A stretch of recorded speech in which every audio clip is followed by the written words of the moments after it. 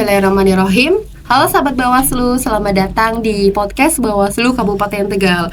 Ruang ngobrol santai tapi penuh makna seputar kepemiluan dan pengawasan pemilu. Di episode kali ini kita akan membahas topik yang menarik dan cukup spesial, yaitu tentang sosialisasi keberadaan CPNS di Bawaslu Kabupaten Tegal. Nah, buat sahabat Bawaslu yang penasaran siapa saja wajah-wajah baru di Bawaslu Kabupaten Tegal, peran mereka ke depan seperti apa, dan bagaimana semangat mereka dalam mengawal demokrasi, episode ini wajib banget untuk didengarkan. Bersama saya Gita Yuliantina sebagai host, dan tentunya bersama 3 narasumber istimewa, yaitu rekan-rekan CPNS Bawaslu Kabupaten Tegal yang siap berbagi cerita, pengalaman, dan pandangan mereka sebagai bagian dari keluarga besar Bawaslu Kabupaten Tegal. Ini santai aja ya Mas, Mbak, ngobrolnya nggak usah tegang. Oke.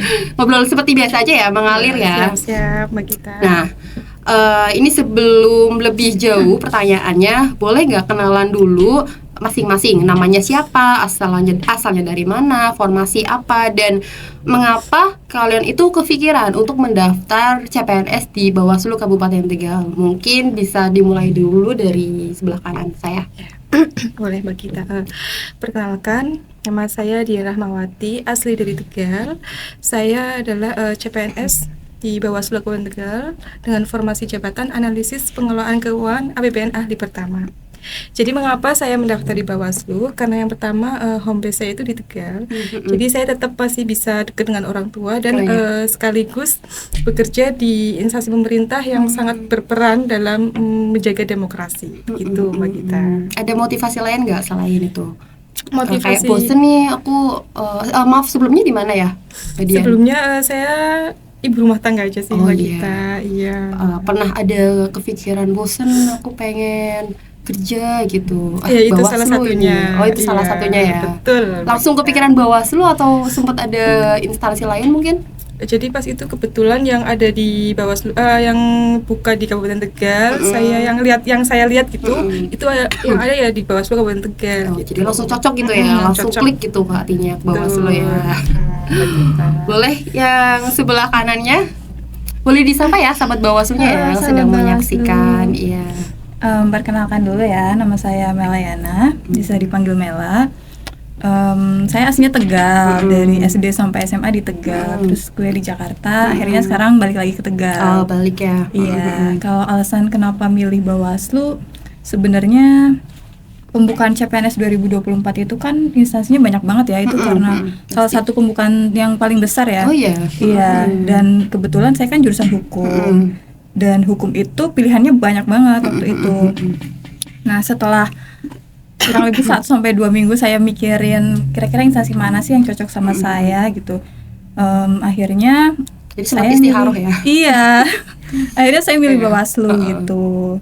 Kebetulan Bawaslu itu salah satu instansi pusat yang kita tuh bisa langsung milih penempatannya gitu. Iya, di Kabupaten Tegal. Walaupun formasinya waktu itu untuk analis hukum itu cuma 1 ya.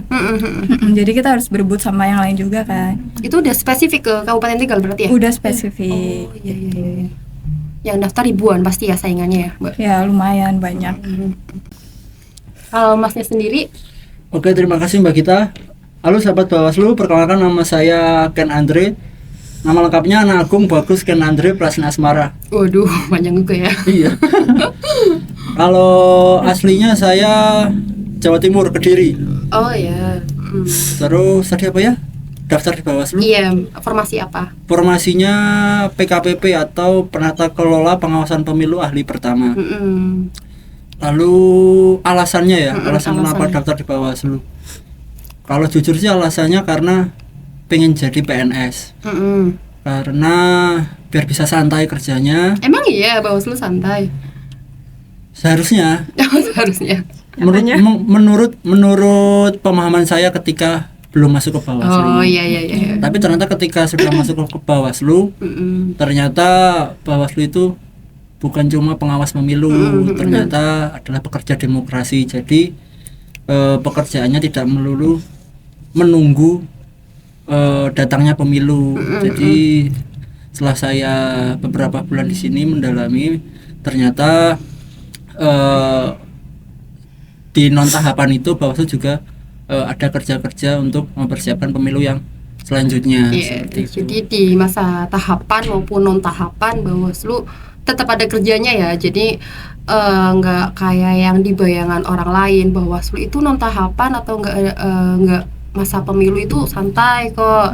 Udah dibuktikan sendiri ya sama Mas Ken ya. Betul. Udah dibuktikan sendiri sama Mas Ken bahwa yang tadinya Mas Ken itu orang asing, nggak tahu Bawaslu itu kerjanya ngapain, oh non tahapan paling santai. Ternyata pas masuk sini ada aja yang dikerjain ya Mas ya. Betul. Ekspektasi saya itu seperti mungkin anggapan masyarakat umum di luar ya, yang non PNS ya, non ASN ya, bahwa ASN itu atau PNS itu kerjanya main Zuma, santai.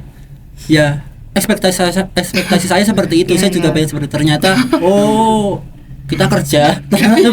Iya. Sekali Mas Ken.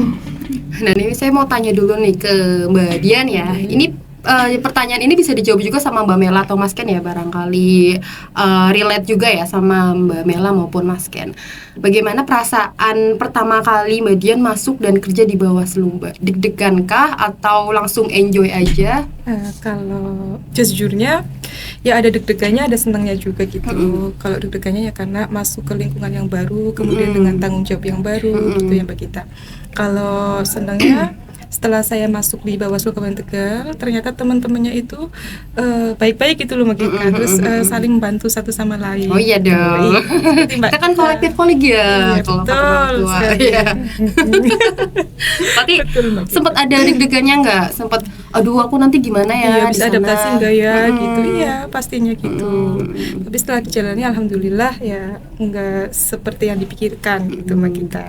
Ya kan kalau kita menjalaninya dengan rasa apa ya, senang dengan penuh rasa syukur gitu. iya enteng aja kan nanti jalannya. Kalau misalkan kita kayak ngeluh atau aduh gimana ya kan nanti kan jalannya juga kayak Susah malah. susah kan. Betul, Mbak Gita.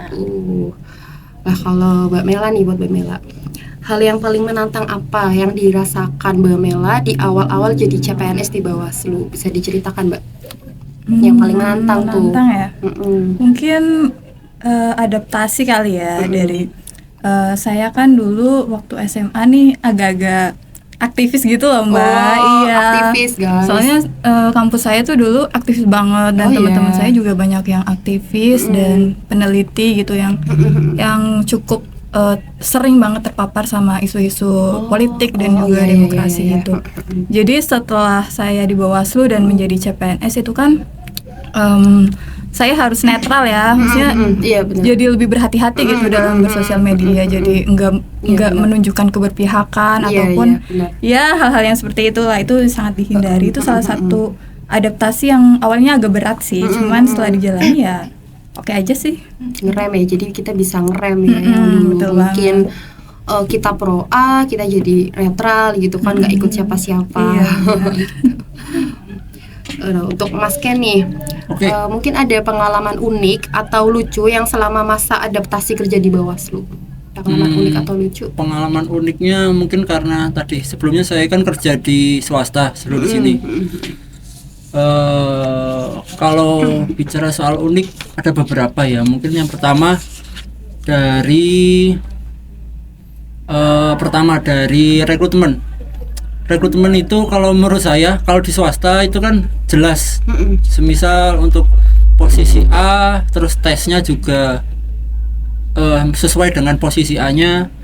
Nah, kebetulan saya ini kan di Bawaslu masuk ke subbagian atau subdivisi humas. Nah, cuman waktu rekrutmen nggak ada tuh ininya, apa namanya, tes-tesnya yang terkait kehumasan. Ternyata kan Umum ya? umum tesnya umum terkait pemilu. Nah, ternyata waktu kerja kan kerjaan humas itu terkait desain, terkait video. Nah, itu awam banget nih saya nih terkait itu. Jadi kan agak sedikit, bukan melenceng ya sebenarnya, agak mungkin untuk tes rekrutmennya itu kurang spesifik. Seperti itu yang dari rekrutmen. Terus yang kedua dari, kalau di swasta itu ada KPI. Apa itu? KPI itu Key Performance Indicator, atau kalau di ASN itu SKP.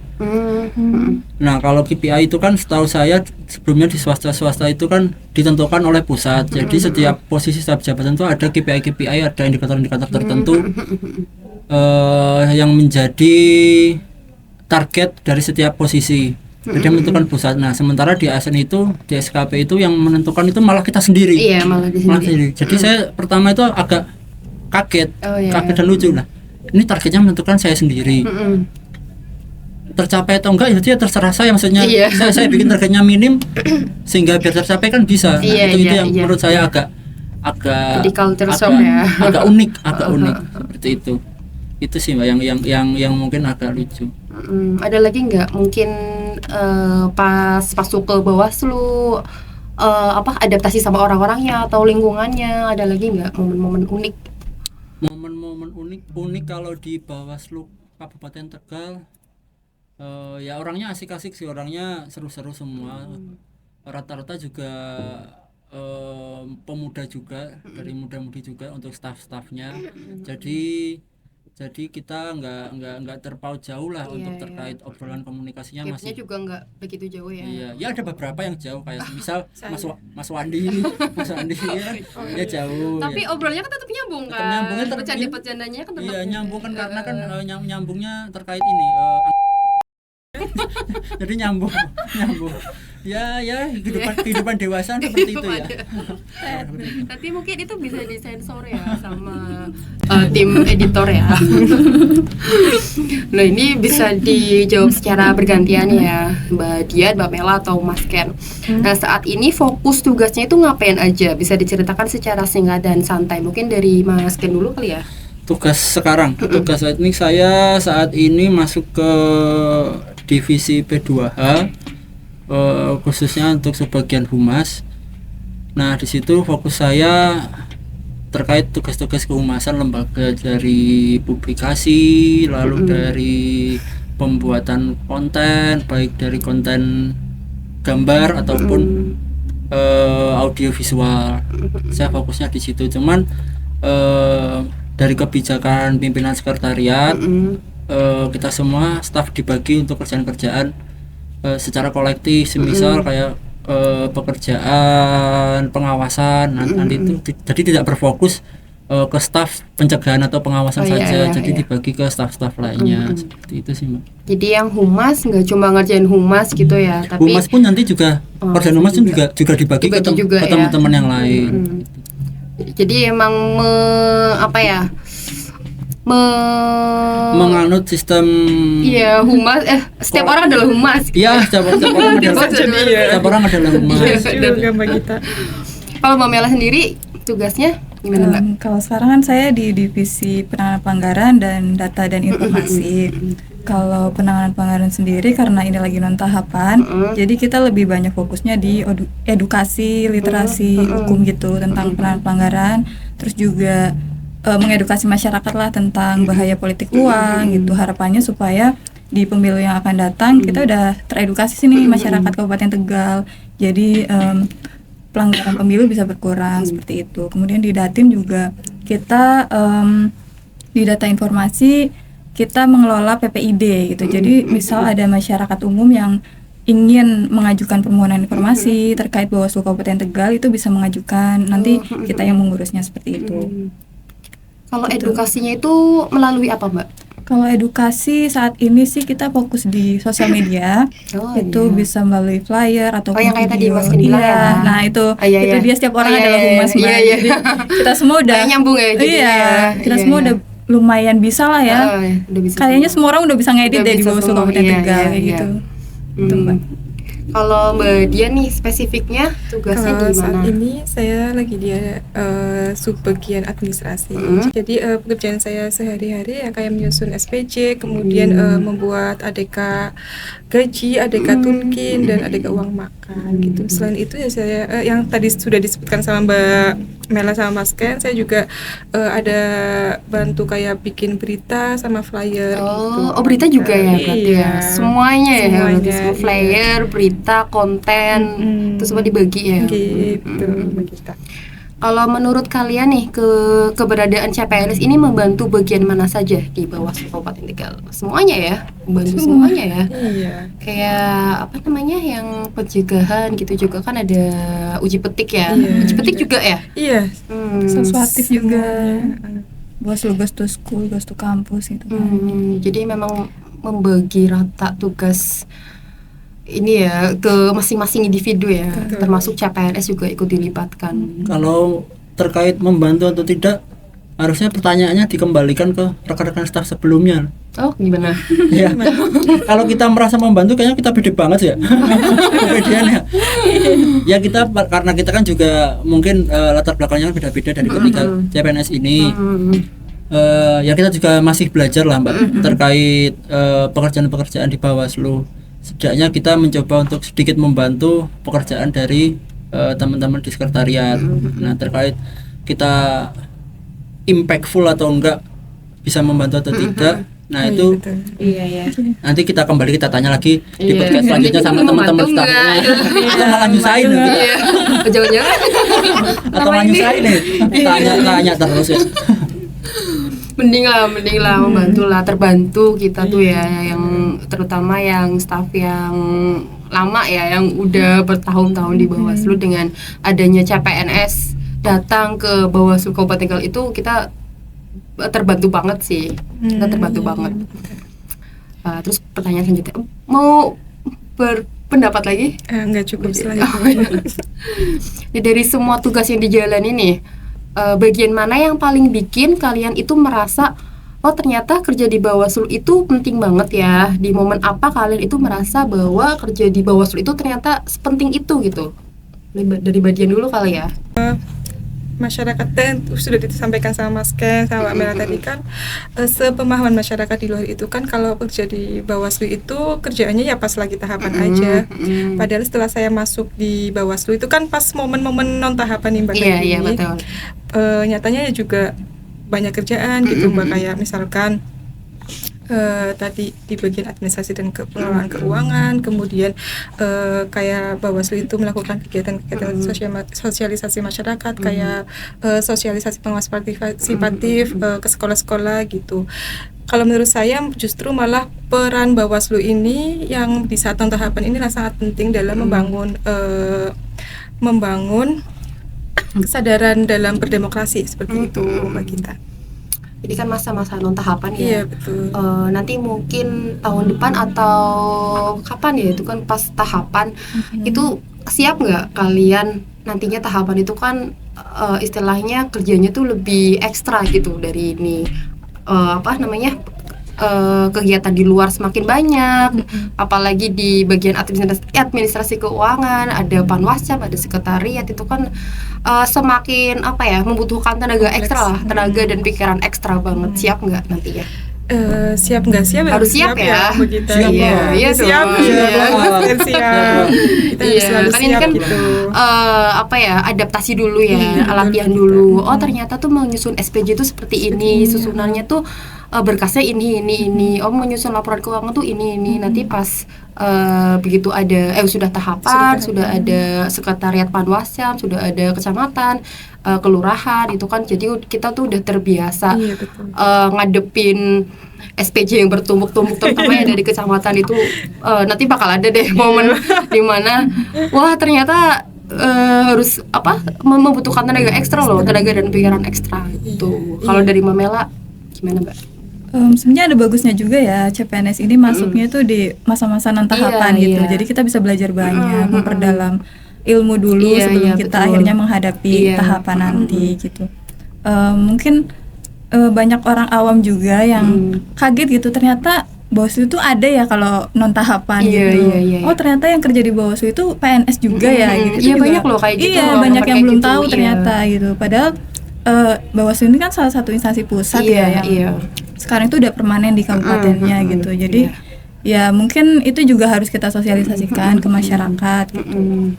Iya, malah justru kan orang awam itu kalau misalkan kerja di mana Mbak, di Bawaslu, pasti kan ada beberapa yang Bawaslu sih apa gitu kan. Kan mereka kan nggak tahu. Jadi kehadiran CPNS di Bawaslu Kabupaten Tegal juga diharapkan kayak bisa mempertahankan eksistensi Bawaslu Kabupaten Tegal juga loh. Ya itu tadi melalui konten-konten, flyer-flyer yang setiap orang itu adalah humas gitu kan. Itu kan salah satu upaya ya. Kalau dari Mas Ken sendiri gimana Mas? Tadi pertanyaan apa ya? Aduh. Ini Mas, Jadi momen apa yang Iya. yang membuat Mas Ken itu berpikir oh ternyata kerja di Bawaslu itu sepenting itu gitu. Oh ya, kalau menurut saya ketika saya ikut membantu rekan-rekan dalam melakukan uji petik. Nah, Uji petiknya itu kemana aja? uji petiknya kemarin tuh ada ke sekolah-sekolah untuk pemilih pemula, ada juga untuk pemilih lanjut usia, ada juga pemilih disabilitas. Nah itu saya kira itu ternyata momen penting ya, maksudnya momen-momen krusial untuk, karena satu suara kan penting ya, satu Iya, suara penting kita banget, penting iya. ya, entah itu pemilih pemula, pemilih lansia atau disabilitas. Nah mereka-mereka ini kan yang kerap kali mungkin menurut saya pribadi kerap terpinggirkan karena jarang tersentuh oleh pendidikan terkait kepemiluan atau demokrasi. Nah ketika uji petik itu pun saya kira oh ternyata ada beberapa pemilih pemula yang belum terdaftar di DPT, ada pemilih lansia yang sudah meninggal ternyata masih terdaftar, ada juga pemilih disabilitas yang belum terdaftar. Nah saya kira penyamarataan hak-hak mereka ini cukup penting ya. Di situ yang menurut saya oh ternyata sepenting ini loh pekerjaan di Bawaslu, karena kita mengawasi keseluruhan proses pemilu dari non tahapan hingga besok masa tahapan. Jadi uji petik itu juga penting banget ya, itu kan untuk memilah mana sih yang belum masuk, mana sih yang orangnya sudah nggak ada tapi Masih terdaftar. suaranya masih masuk gitu kan ya. Jadi uji petik itu juga dilakukan di luar ini ya, di kegiatan di luar ya, kegiatan di luar kantor yang di mana dilaksanakan di sekolah-sekolah ya Mas? Di sekolah-sekolah. Jadi ketika kita melakukan tadi yang disebutkan badan sosialisasi pengawasan partisipatif ke pemilih pemula, kita pun sekalian numpang lah, nepeng lah sekalian melakukan uji petik ke pemilih-pemilih pemula yang ada di sekolah-sekolah seperti itu. Jadi ya saya kira cukup penting sih ternyata pekerjaan Bawaslu itu. Iya. Itu juga nggak cuma kita mendatangi terus membagikan form uji petik, nggak cuma itu ya. Nanti kan setelah itu ada proses kita menyusun datanya, mana-mana yang belum, sehingga kita mengirimkan sarper ke kita verifikasi dulu data-data yang setelah kita himpun, kemudian setelah kita verifikasi lalu kita kirimkan saran perbaikan ke KPU. Iya, benar. Cukup ini ya. Jadi menurut Mas Ken itu penting ya, penting banget ya. Saya kira cukup penting sih itu karena terkait hak juga. Terkait hak setiap warga negara sih. Iya, betul. Kalau harapan ke depan sebagai CPNS Bawaslu Kabupaten Tegal itu ingin berkontribusi seperti apa? Dari Mas Ken dulu kali ya? Kontribusi. Wah, kontribusi. Ingin berkontribusi seperti apa? Belum kontribusi ini. Saya baru berapa bulan di sini. Ya, kalau kontribusi saya kira yang penting saya bisa sedikit membantu untuk pekerjaan, minimal pekerjaan rekan satu divisi, kemudian rekan satu sekretariat. Ya syukur-syukur bisa membantu pekerjaan rekan-rekan Bawaslu se-Indonesia. Iya, maksudnya pengawasan kan. Iya.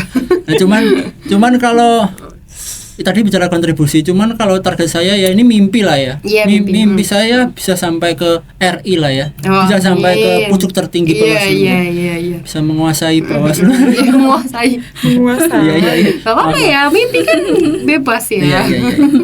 Dari Mbak Mela sendiri. Kalau saya sih mungkin harapannya ya bisa memberikan warna baru lah di Bawaslu Kabupaten. Ini warnanya apa ini sekarang ini? Hitam ya semua. Iya. Emang salah Bawaslu hitam. Iya, karena saya kan salah satu Gen Z ya di Bawaslu gitu. Jadi siapa tahu kita bisa memberikan ide-ide baru yang fresh gitu supaya masyarakat itu lebih tahu gitu tentang Bawaslu, tentang tugas Bawaslu, dan juga tentang bagaimana menjadi pemilih partisipatif gitu. Berarti sekarang udah nggak fresh ya? Sekarang udah fresh dong. Udah fresh. Iya, Karena dia itu termuda di Bawaslu, staf termuda. Lalu dari bagian nih, ini gen milenial ya? Boomer nih kayaknya. Kalau kita kan gen milenial ya? Milenial. Ini Gen Z. Kalau bagian Boomer. apa sih? ingin berkontribusi seperti apa? Kalau harapan saya saat ini saya mudah-mudahan dapat sedikit membantu dalam pekerjaan-pekerjaan teknis. Harus banyak dong, Iya. jangan sedikit, harus banyak. Di bidang teknis dan administrasi, khususnya seperti pekerjaan yang sifatnya rutin tapi penting gitu bagi kita, seperti di pengelola keuangan dan dukungan publikasi gitu. Selain itu saya juga ingin terus belajar agar saya dapat menjadi ASN yang profesional dan bertanggung jawab seperti itu.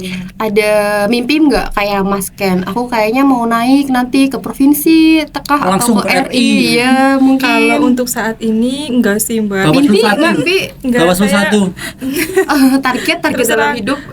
kalau saat ini gitu Atau kan sumpah nantinya. administrasi. Enggak, Iya, belum, mungkin. enggak sama sekali karena saya ini masih tahap belajar gitu dan menikmati yang sedang dijalani aja gitu dan melakukan semaksimal mungkin untuk kontribusi untuk Bawaslu Kabupaten. Tapi kayaknya Mbak Dian cocok dikasih sebagai administrasi. Iya cocok ya. Nanti Cocok ya. Ke ya. depan Iya, mungkin cocok ya. 3 tahun lagi atau Iya. 5 tahun. Apa tahun lagi. depan? Cocok kayaknya. Iya. Iya. Belum sih kayaknya. Oh, kalau belum tahun kecepatan depan. ya? Saya juga Ya, belum maaf, maaf. berpikiran belum. belum. Iya, kan bisa Kan jadi saat ini bendahara kan juga. saat ini gitu. kan ini apa melaksanakan pekerjaan saat ini dengan sebaik-baiknya aja gitu. Oh, iya. Oke.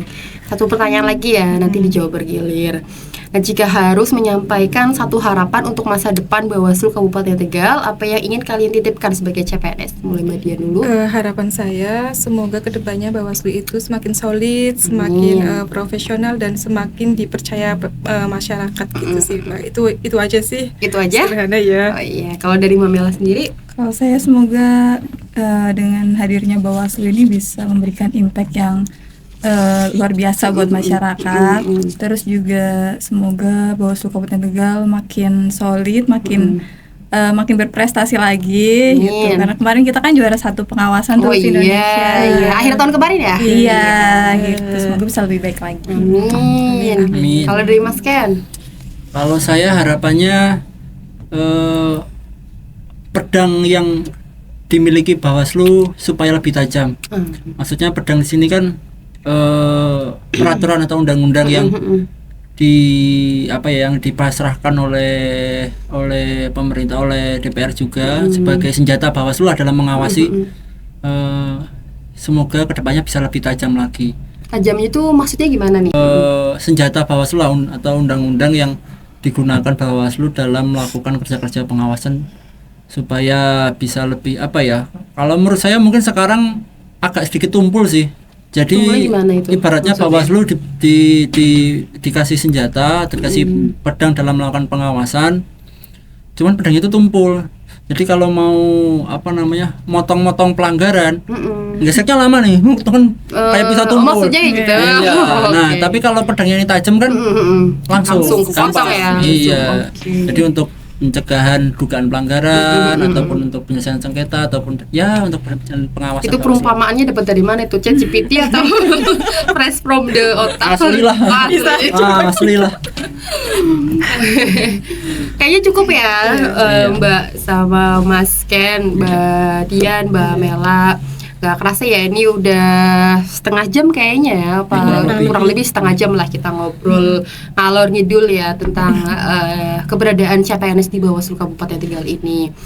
Nah, semoga melalui podcast ini sahabat Bawaslu semakin mengenal keberadaan CPNS Bawaslu Kabupaten Tegal dan memahami bahwa kehadiran mereka itu bukan hanya menambah personil baru ya, tetapi membawa energi baru dan komitmen kuat untuk mendukung pengawasan pemilu yang jujur, adil dan berintegritas. Terima kasih kepada narasumber Mbak Dian, Mbak Mela dan Mas Ken yang telah berbagi, dan terima kasih juga kepada sahabat Bawaslu yang sudah menyimak episode kita hari ini dari awal hingga akhir. Saya sebagai host dan seluruh rekan yang bertugas pamit undur diri. Akhir kata, wassalamualaikum warahmatullahi wabarakatuh. Waalaikumsalam warahmatullahi wabarakatuh.